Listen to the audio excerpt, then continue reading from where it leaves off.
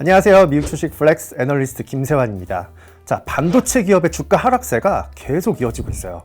반도체 기업인 퀄컴의 주가도 연초 이후에 26% 정도의 주가 하락세를 보이고 있는데, 같은 기간 동안 S&P 500 평균이 17.5% 정도 빠졌습니다. 거기에 비하면 퀄컴이나 반도체 기업은 더 많이 빠진 거죠.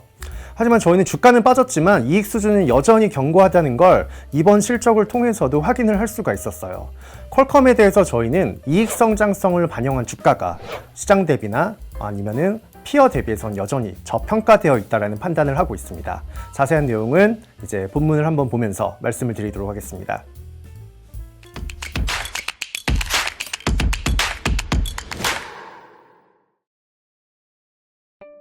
네, 퀄컴의 기업 교육부터 한번 짚고 넘어가 볼게요. 퀄컴이 다들 아시지만 그래도 뭐 하는 기업이냐 한 번 더 짚어보면, 퀄컴은 미국의 통신 반도체 기업입니다. 캘리포니아에 본사를 두고 있고요.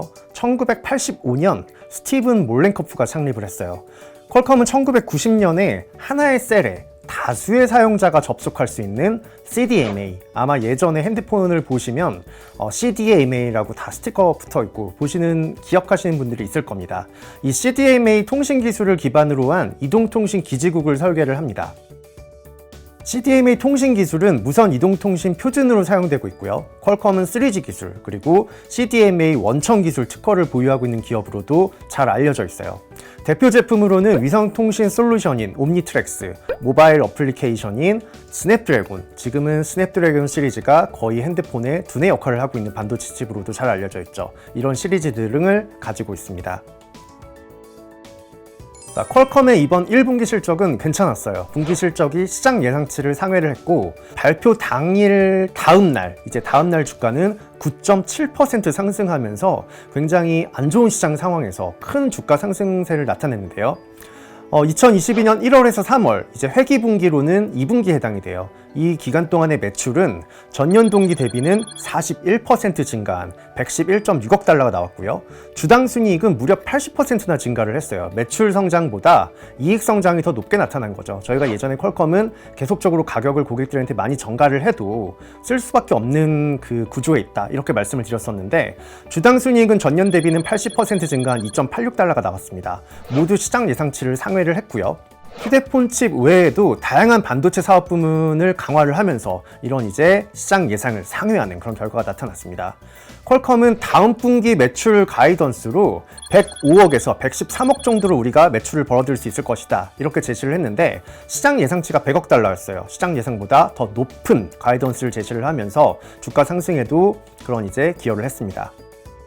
자, 퀄컴은 다음 분기에 7.6억 달러 정도 규모의 배당금을 제시를 하겠다. 주당은 0.68 달러 정도 되고요. 그리고 9억 5천만 달러 규모의 자사주 매입을 실행을 하겠다. 또 이렇게 이번 실적에서 얘기를 했는데, 주주 환원을 많이 하면 할수록 저희는 항상 자기자본 이익률, ROE 하단을 지지할 것이다, 이렇게 또 말씀을 드렸습니다. 퀄컴의 2021년 이제 회기연도 기준으로 주주 환원 수익률은 이전 이제 연도 기준이에요. 주주환원 수익률이 지금 4.4%입니다. 배당하고 자사주 매입을 시총 대비해서 얼마나 좋냐, 이걸 보는 건데, 잉여연금 흐름 수익률이 5.9% 정도 나오고 있어요. 그 얘기는 지금 현금을 만들어내고 있는, 남는 현금을 만들어내고 있는 그 수준이 나눠주는 수준보다 더 높게 생성이 되고 있기 때문에 지금 정도의 주주 환원은 크게 무리가 되지 않는다. 그렇기 때문에 꾸준한 주주 환원을 이어줄 수 있을 것이다 라고 저희는 판단을 하고 있습니다. 네, 이번 실적에서 퀄컴의 반도체 칩 수요는 굉장히 견고했어요. 전체 매출의 57% 정도를 차지하는 휴대폰 칩 부문, 여전히 지금 사업을 이끌어 나가는 부분이죠. 이 부분은 63.3억 달러 정도의 매출이 나오면서 전년 동기 대비해서는 56% 성장했습니다. 스냅드래곤 8, 이 스냅드래곤 8 1세대는 이번에 이제 삼성 갤럭시 S22 이 시리즈 물량의 75%를 차지할 정도로, 현재 상태에서 퀄컴은 이 통신용 휴대폰 반도체 쪽에서는 거의 시장을 꽉 잡고 있는 그런 또 역할을 하고 있죠.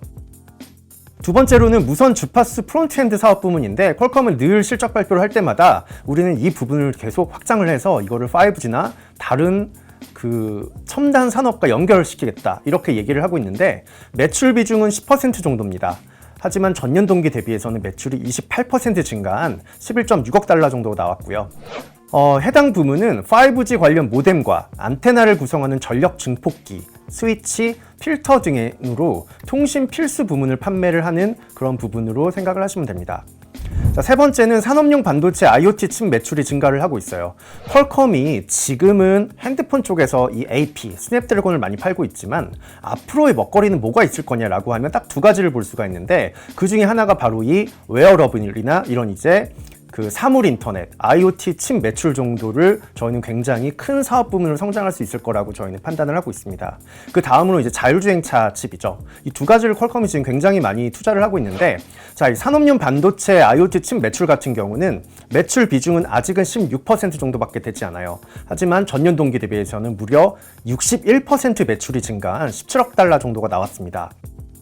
그리고 마지막으로 자동차용 칩 매출은 매출 비중은 3% 정도 수준이에요. 하지만 아까 말씀드렸다시피 퀄컴이 최근에 가장 집중하고 있는 게 뭐냐라고 하면, 사실 미래에 대한 먹거리는 이 스마트폰 외에는 자동차용 칩 매출, 특히 자율주행 칩이라든지 이런 쪽에 지금 많이 투자를 하고 있고, 하나는 아까 말씀드린 웨어러블, 그리고 뭐 이런 이어폰 그런 것들도 있겠죠.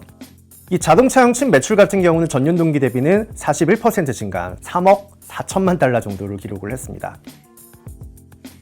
자, 퀄컴의 새로운 소식들도 계속 들리고 있어요. 지난 4월 4일에는 자율주행 소프트웨어 개발 업체 어라이벌을 46억 달러에 인수 완료를 했습니다. 최근에 퀄컴은 이제 그 반도체 쪽에서는 차량용 자율주행 쪽에선 비오니어 인수를 했었죠.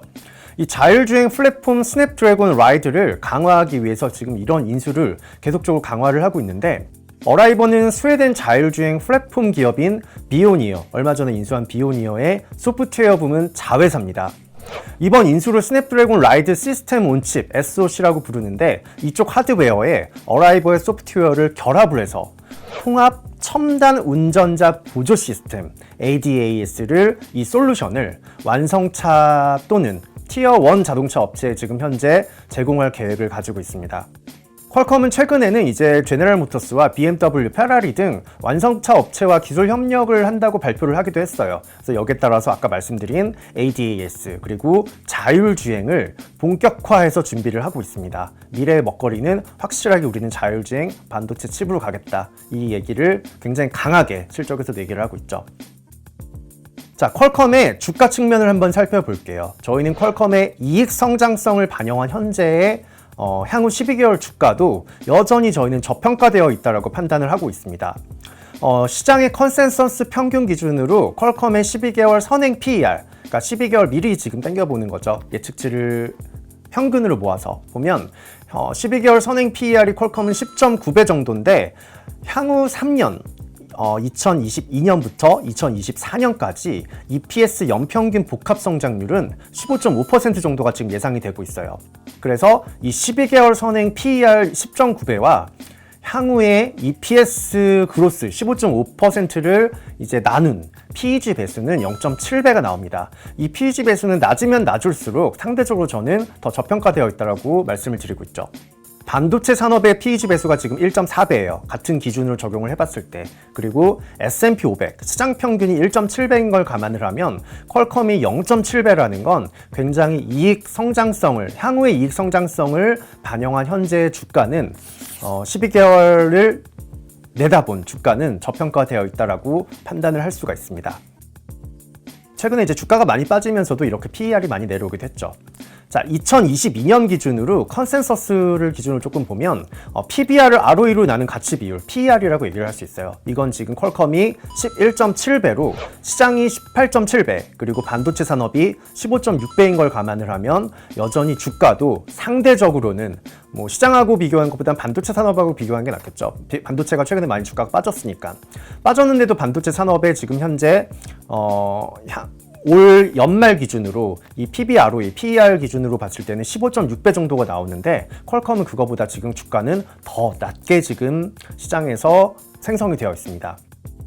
이 차트를 보면 시장 평균을 대각선으로 이렇게 그려봤을 때, 대각선 기준으로 오른쪽 하단으로 갈수록 자본 대비 이익이 자본 대비 주가보다 상대적으로 높게 반영되어 있다는 걸 알 수가 있어요. 퀄컴이나 브로드컴, 이 두 가지 반도체 기업들은 시장보다 상대적으로 이익 수준이 더 높다는 걸 제가 지금 보여드리는 차트에서도 확인을 할 수가 있습니다.